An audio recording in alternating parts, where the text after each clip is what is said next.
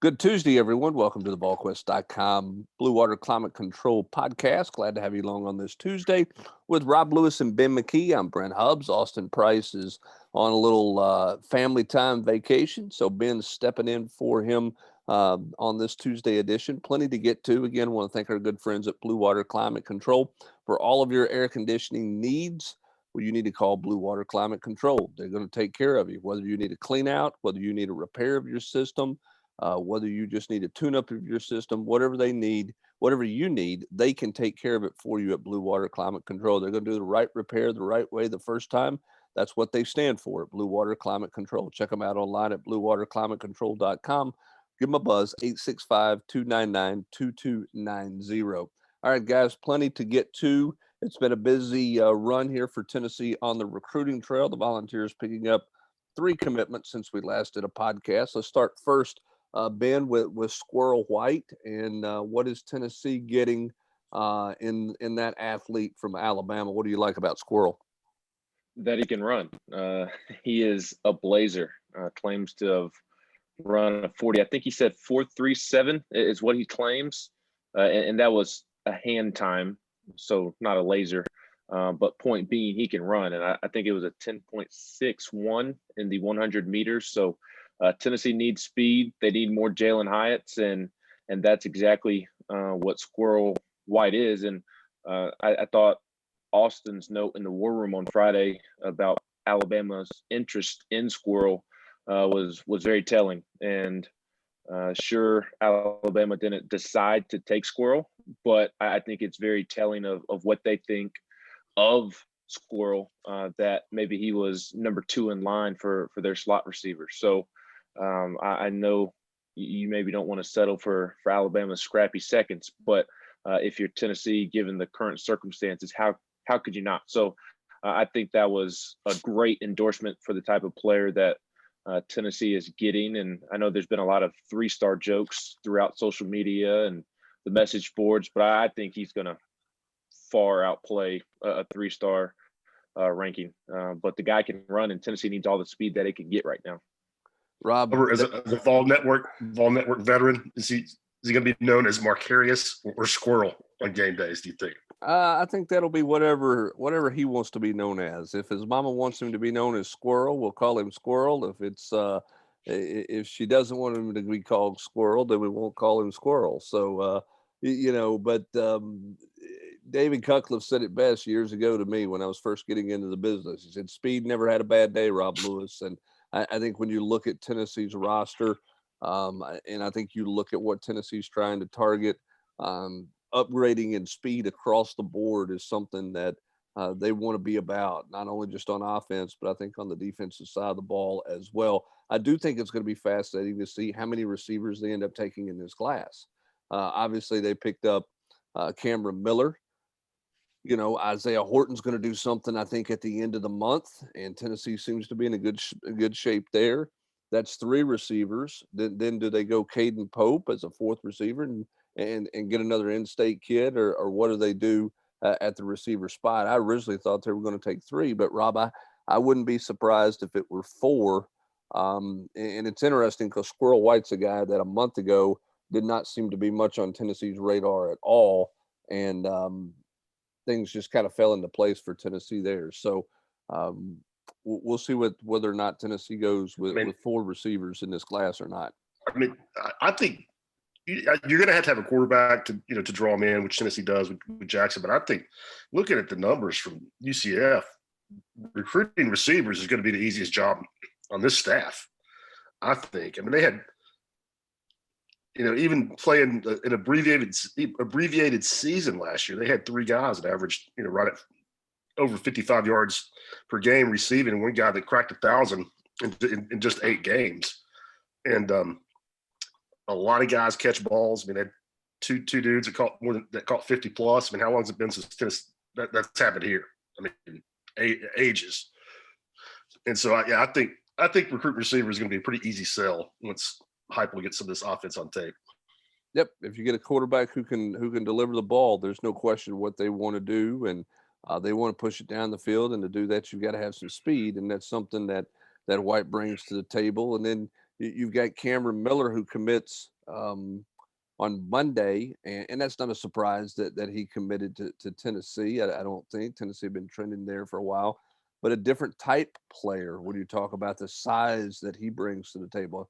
Not to say he can't run, but he doesn't run like Squirrel White runs, but he brings a different dimension because he brings some physicality and some size to the table with Tennessee there. And I just think, Rob, for Josh Heupel, that one was big because you got to try to plant a flag in the state of Tennessee somewhere. If you're going to do the Tennessee takeover, and I get some of these guys that maybe you're not as high on, and maybe you're not pushing as hard for some of those. But if you're going to talk about winning in the state of Tennessee and recruiting, at some point in time, you got to plant a flag with a pretty big name, and I think they've done that with Cameron Miller. So I Yeah, thought that was a significant get for Tennessee. and not just in state alone, but also add the caveat in there in Memphis, which has always been a tricky spot for Tennessee to recruit. Just it's not groundbreaking news, but just the way the state's laid out. I mean, you can get to more than half the SEC quicker than you get to Knoxville if you're a Memphis prospect. Memphis is always going to have talent, and pulling a kid like Cameron across the state out of that, out of the particular territory is really big for this staff.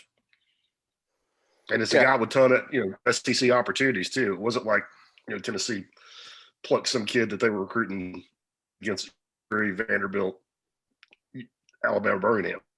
Yeah, no, I mean, he certainly had opportunities to go plenty of places. And again, I mean, you got to plant that flag, and you need a guy to have some success. And I think Cameron Miller's got a lot of the tools that you need to have success on the field and off the field.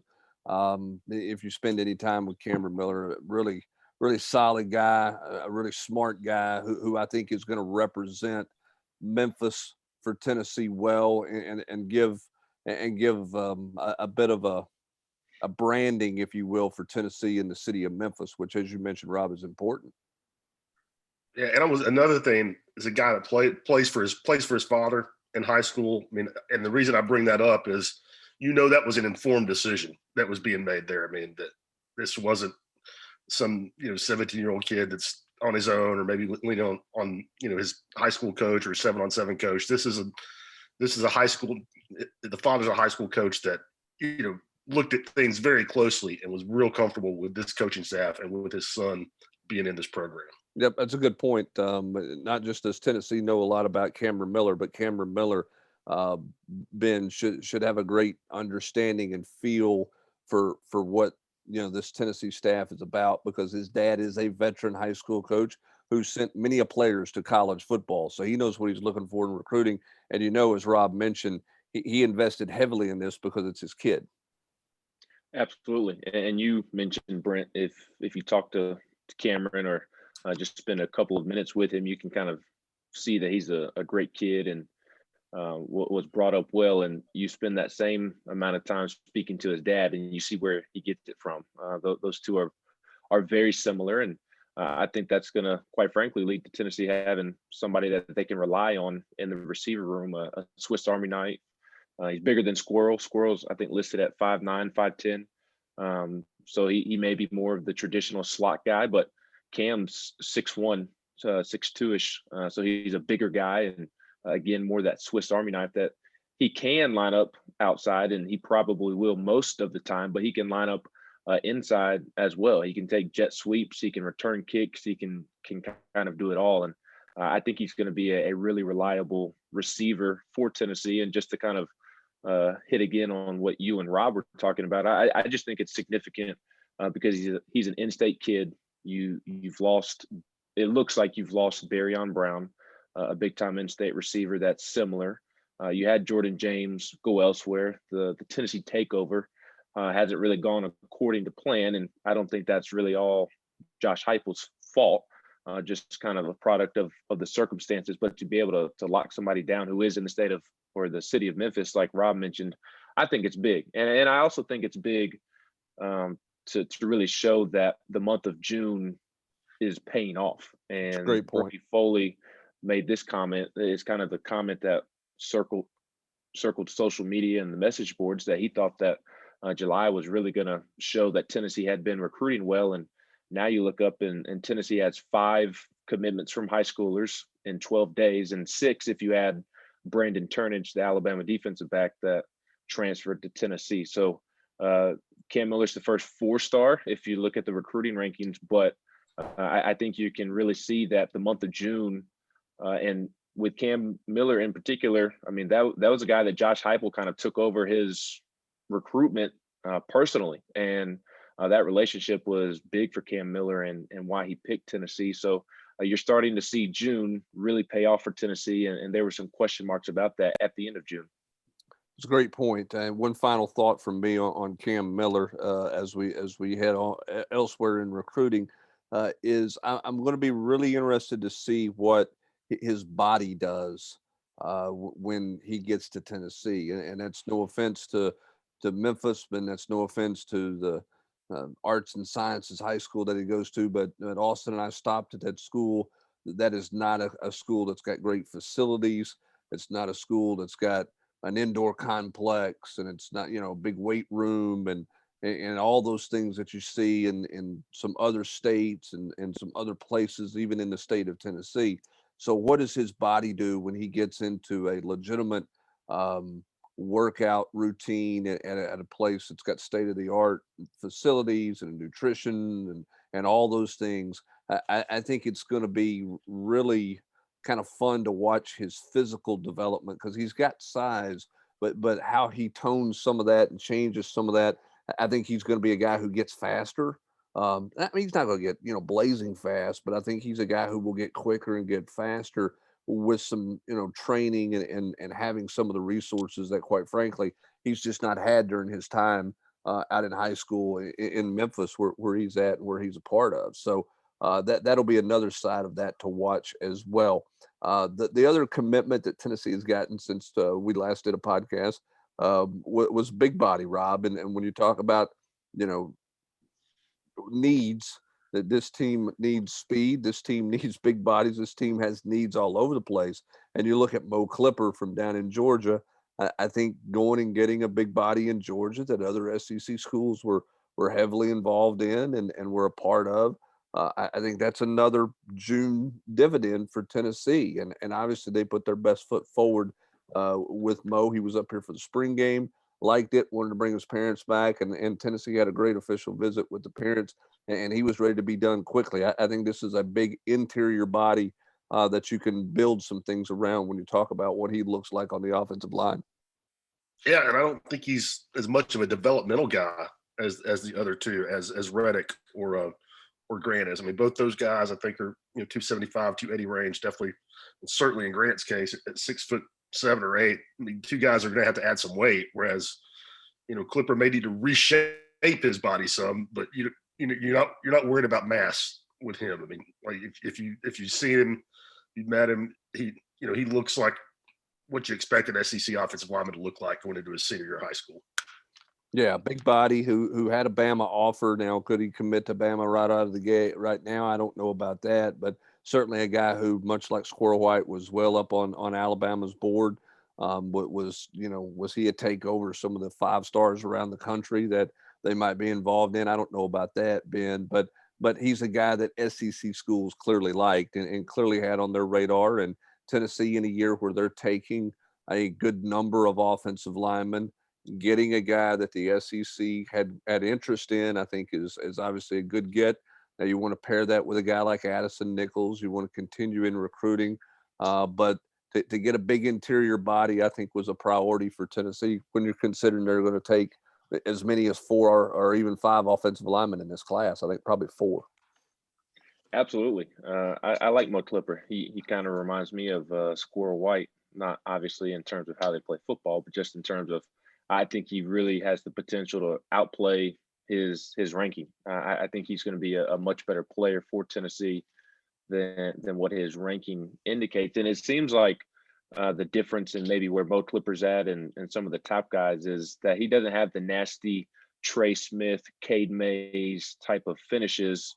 And I can understand why that may alarm some people, but I don't think you need that per se in this offense with Josh Heupel trying to emphasize getting the football out of the quarterback's hand.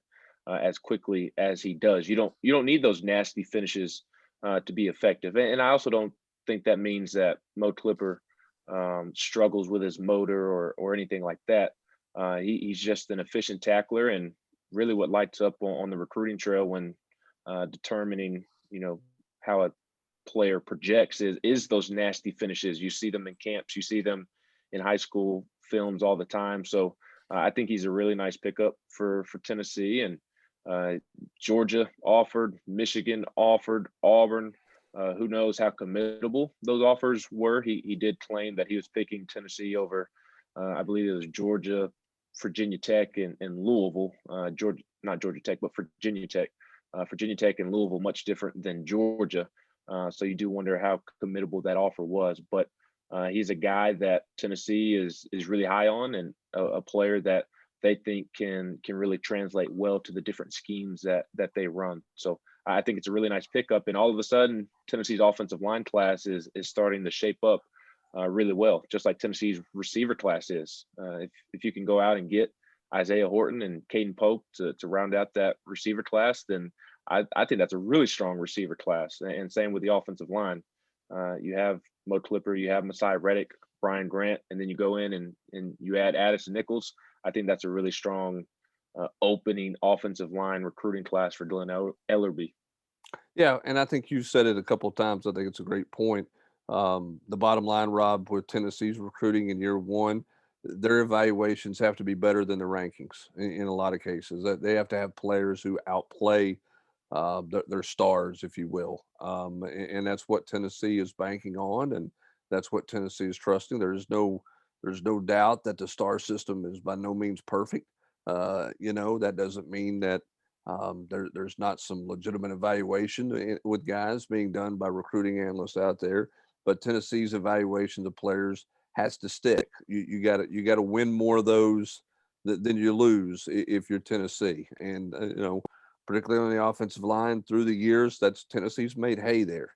Tennessee's made hay with quote 3 stars through the years, becoming really good football players and really effective football players, and we'll see how these evaluations turn out. But and spending some time with Mo Clipper, I mean, I think he fits the culture, and I think physically he's got the tools that they want to build something off of, and a guy who can contribute to Tennessee earlier in his career than I'm with you than some of those other guys because of how far along he should be physically. What do you think about this? Do you think that when you're talking about their evaluations need to be better than the rankings, do you think it's an advantage for this staff that's pretty much how they've been recruiting for the last 3 years? I mean, they're trying to find those hidden gems, the guys that, I think they're obviously looking for better prospects now, but kind of to be successful at the UCF level. I mean, you're not recruiting nobodies, but you're trying to find those 3 stars that maybe Florida, Miami, Florida State didn't think were good enough, and you're used to looking for those kind of kids who are going to outperform what other people's expectations are. Well, I think that's sort of the case. I mean, I think that's probably the case early on. That better not be the case in 3 years, and I think both of you guys would agree with that. But early on, when you get the NCAA stuff hanging over your head, you're coming off 3-7. You got a lot of things going on there that is a situation where it's hard to walk into a house. I mean, look, I think Jerry Mack's done a hell of a job with Branson Robinson. I don't know that you can recruit Branson Robinson any better than Jerry Mack has. Is it enough for Branson Robinson to say no to Georgia? That's a hard win for where Tennessee is right now. I know that's not what everybody wants to hear, but that's a hard win. I think when you look at what established Rick Barnes's program, Rob, you would know this better than anybody. They signed a couple of kids in particular who outplayed their rankings, and because of that, it put them in the stratosphere that they can go out now and recruit those kids with the lofty rankings, which was hard for them to do right out of the gate. It was impossible for them to do. I mean, they didn't have a chance, and then this is take nothing away from Rick and his staff, and Desmond Oliver, recruited Grant Williams, evaluated him, was recruiting him at Charlotte. But I mean, how much of the success Tennessee has had here, basketball wise, with Rick, can you trace back to a kid who had no other Power 5 offers, was going to go to Yale, picked Tennessee instead of going to Yale and was a 2-time SEC Player of the Year. I mean, I know we all know it and talk about it, but I don't know if you can really. I don't know if it's really gotten its due for just how bizarre and unlikely that whole turn of events was. Well, and I mean, you can't sit here and say that, okay, that's the model, right? Okay, that's the model you got to do. You got to go find a 3-star who becomes, the 2-time Player of the Year in the conference. If you're Josh Heupel, that's not what it's about. No, But it is about signing a guy who some teams probably passed on, or signing enough guys who teams in this league passed on that would like to have had. Okay, I mean, Butch Jones's best example of that is Josh Dobbs. They beat out Arizona State for Josh Dobbs. And the reason they beat out Arizona State was the engineering program at Tennessee, Ben, and the fact that it was, 3 hours from the house instead of 3 time zones from the house. But look at where it gave Butch Jones a chance to be successful. Now, he didn't take full advantage of it, obviously. It's why he's no longer here. But you got to hit on several guys like that early on if you're Josh Heupel. And that's the key to this recruiting class, in my opinion. Yeah, and it was easier for Rick Barnes to do it with Grant Williams because there's 5 players on the floor, and with Dobbs, he was one of 11. So Josh Heupel still has to kind of follow that model in the meantime as he begins his tenure at Tennessee. I've been saying that same exact thing for months now. You can even relate it to Tony Vitello and the baseball team. Tony Vitello on one day had 5 guys drafted in the first 10 rounds, the most the program has ever had. And all 5 guys were guys who weren't recruited heavily, kind of similar to Grant and Admiral and Bowden and Bone and Kyle and Lamonte and that crew that they went out because of where Tennessee was when Vitello got the job, when Barnes got the job, had to go out and really rely on their evaluations and then their player development. And Josh Heupel, and on the offensive side of the ball with Alex Golish, and on the defensive side with Tim Banks and those Willie Martinez's and Rodney Garners, they're really going to have to really make sure that their evaluations are on point, and that their player development, it's going to be just as important as the evaluations, because Tennessee's not going to be able to go out and land the Branson Robinsons. Maybe Jerry Mack pulls that one off, but they're not going to be able to land a full class of them. Even if they can get Branson Robinson, they're not going to be able to get a bunch of Branson Robinsons. They have to build up the program to a point like Rick Barnes has, like Tony Vitello has, in which they can go out and then get the full class loads of those elite players. I mean, if you read what Rob has in the war room and just updates on the board, I mean, Rick Barnes is turning down like top 50 players, it seems, top 75 players. So you have to reach that point by what you do early in your tenure, and that's making sure that you hit on your evaluations and making sure your player development is where it needs to be. All right. Speaking of baseball, you brought up Tony Vitello. You brought up the baseball draft. Can you put into summary? I mean, did that go according to script for Tony Vitello? Was there major curveballs there with the draft, both for high school prospects that they have signed, as well as the guys who are not going to come back to the program that were drafted? Were there anything that really surprised you out of that you were like, wow, I didn't see that one coming, good or bad? I think in totality, it went fairly fine, and fairly as expected. Now, and what I mean by that is that you knew that you were going to have some curveballs thrown at you, but you also knew that there were going to be some things that go your way. So that's what I mean by in totality, it went fairly fine. Now, when you break it down individually, there were a couple of curveballs, and then there was a big Drew Gilbert walk-off grand slam with being able to land Chase Burns on campus. To me, that was the headline of the draft for Tennessee. Chase Burns, a big-time pitcher out of the mid-state, went to Beach from Gallatin, and can touch triple digits on a pretty regular basis. He's the next Blade Tidwell. He should come in and have the same impact that Blade Tidwell did this past season.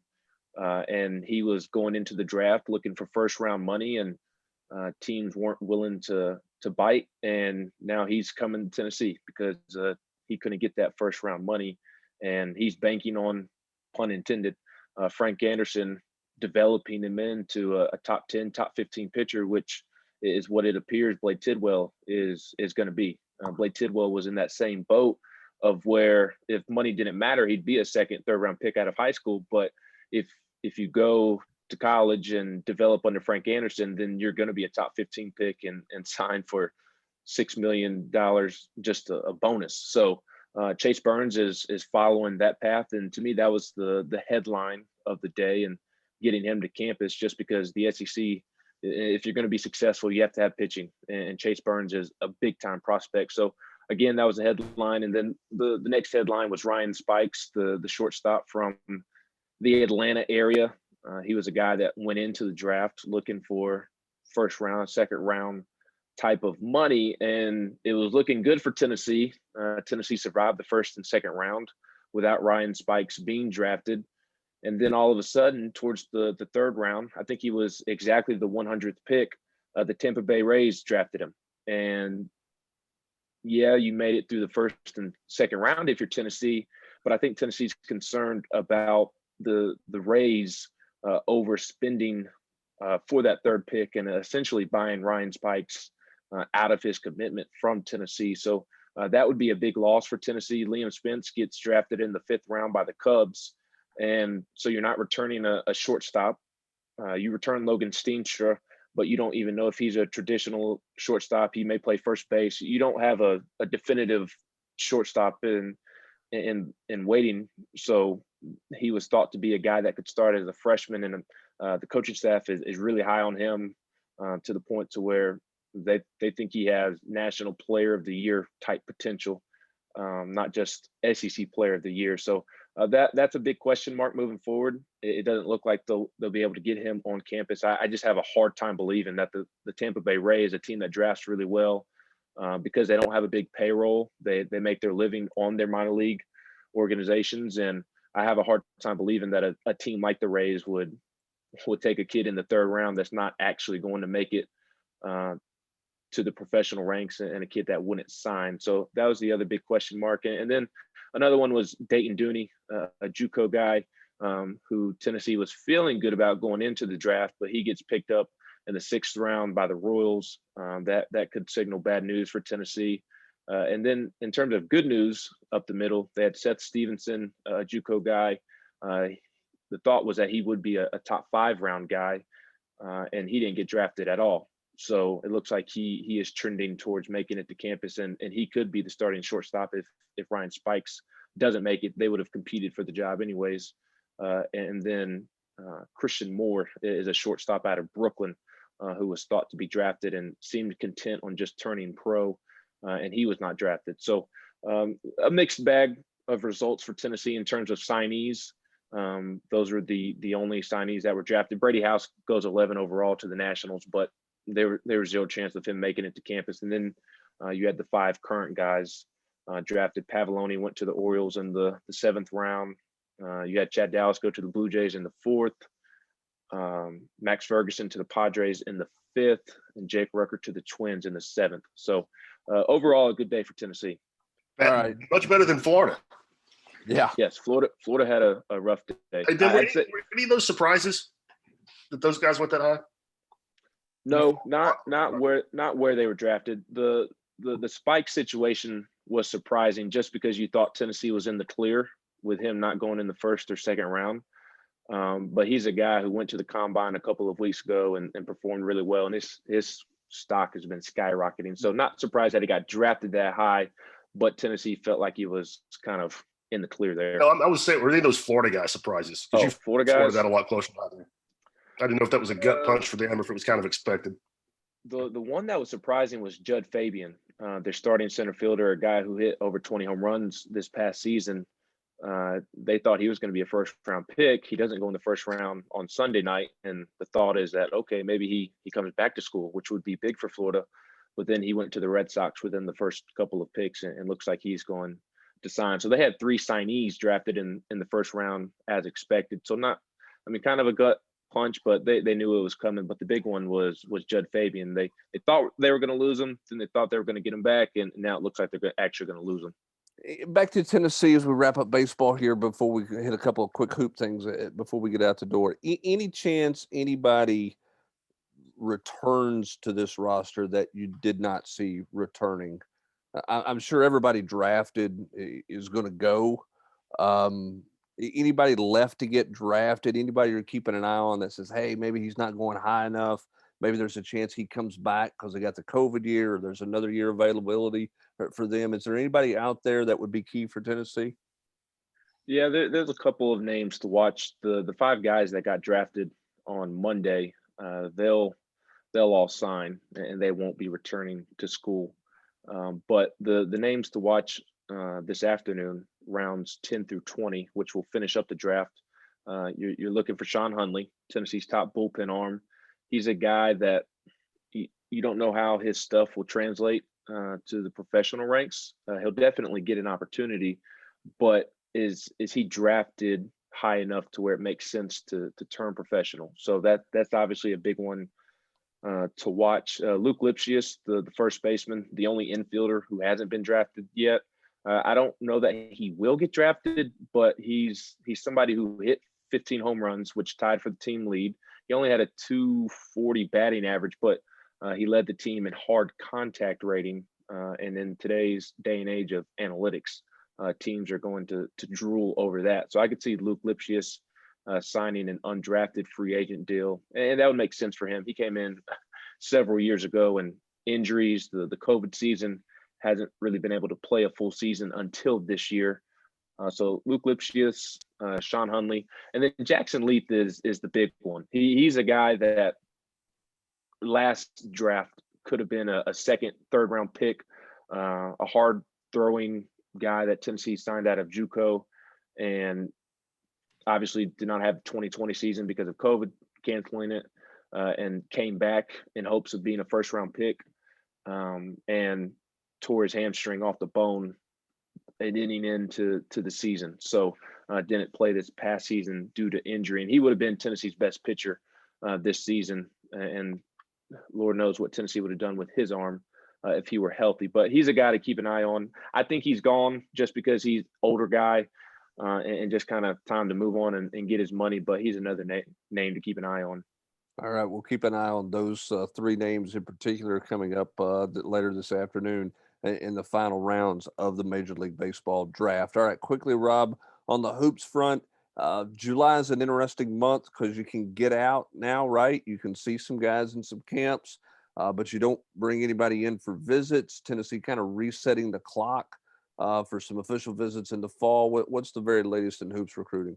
I mean, I think for Tennessee right now, and unless they see something they really don't like from a 22 kid, whether in terms of attitude or just performance evaluation, the 22 board seems pretty set to me. Now, I'm not saying, I mean, they might see somebody that they fall in love with and throw out an offer, but generally under Rick, I mean, and COVID made it a different kind of year, but that's not how they've rolled. I mean, there's really not been many guys that popped up on the radar in July that you haven't heard of before that Tennessee was serious players for. Now, again, COVID year, throw an asterisk on that. I wouldn't rule out the possibility that does happen, and a name or two pops up that we haven't heard them, or we haven't written about. I think for this staff, the way they recruit ahead, and I give Mike Schwartz a lot of credit for this because he is a really organized and meticulous dude. That I think they've gotten established this point now where they almost recruit a year ahead in terms of their evaluations. So I think July for this staff is bigger for the 23 kids. We've written about a lot of guys that they've thrown early quote unquote offers out there too. I think that for this staff, other than showing up and making sure some of the 22 kids see, Coach Barnes at their games and, hey, Tennessee's really interested in me, I think it's bigger for them to kind of maybe get a more firm evaluation on all those 23 kids who they have, kind of got involved with or reached out to early when they could in June.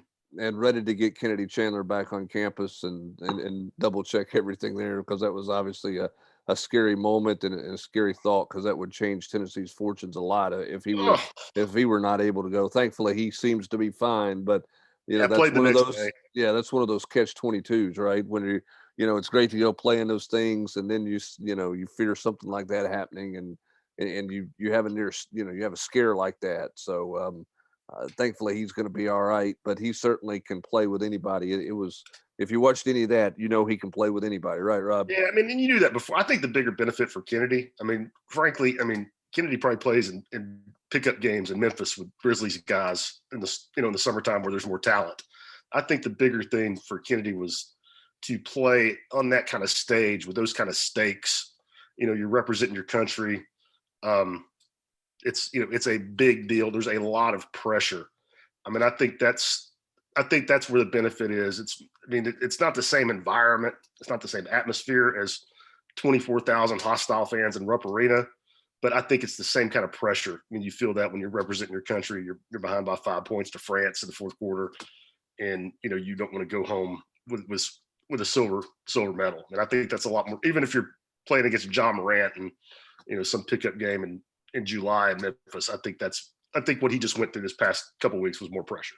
Yep, and he'll be back to campus, and we'll continue on with what's obviously been a very nice start to his off-season program at Tennessee. When you talk to people over there, there's plenty of people in love with what they've seen out of him to this point, for sure. Including some people who normally don't hand out compliments very easily. Some people who aren't very happy or don't hand out those votes of praises are certainly willing to throw out praise towards Kennedy Chandler. So we'll have more basketball news for you in the coming weeks. We'll continue with our season outlook, our opponent previews. We've got positional previews coming up in just a few days as well, and continue to track Tennessee and football recruiting. Can they stay hot in the month of July? That's all coming up at Volquest.com. That's going to do it for this Tuesday edition of the Blue Water Climate Control Volquest.com podcast. For Ben McKee and Rob Lewis, I'm Brent Hubbs. Thanks for joining us. Have a great rest of your Tuesday, everybody.